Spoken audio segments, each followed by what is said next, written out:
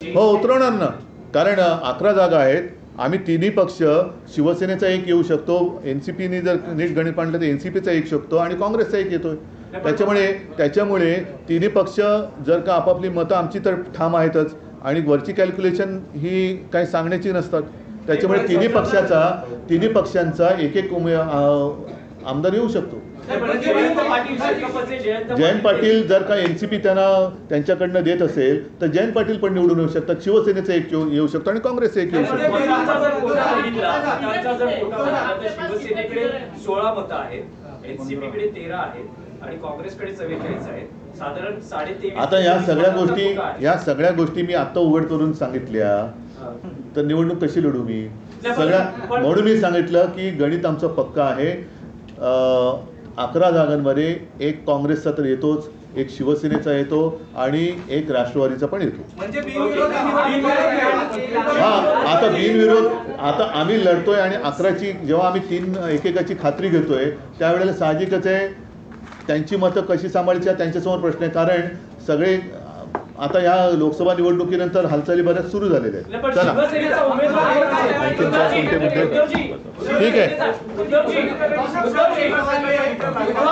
एक थांबून एक मोफत शिक्षणाचा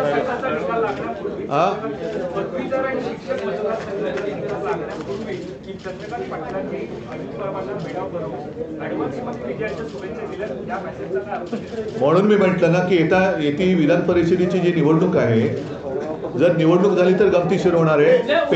पेढे गुप्तपणाने कोण कोणाला भरवते ते तुम्हाला कळेल.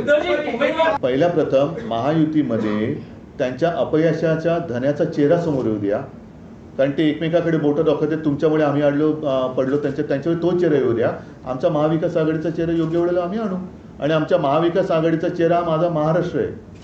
त्याच्यामुळे पहिलं मला वाटतं आमच्या वर्धापन दिनाच्या भाषणात बोललो, वाजवले ना 12 आता जाऊ द्या ना घरी. तर आता त्यांच्याकडनं अपयशाचा धनी कोण हा चेहरा पहिला नक्की होऊ द्या. आमचा मुख्यमंत्री पदाचा चेहरा आम्ही करू द्या.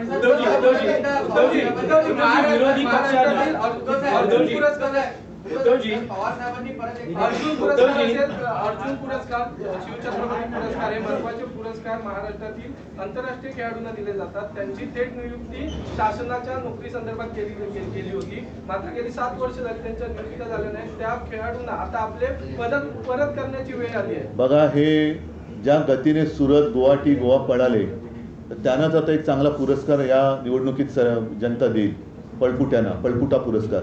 आणि त्याच्यानंतर हे त्यांच्या हक्काचे जे कर्तृत्वाचे पुरस्कार आहेत ते आमचं महाविकास आघाडीचं सरकार आल्यानंतर आम्ही जरूर त्यांचा आदर मानतो.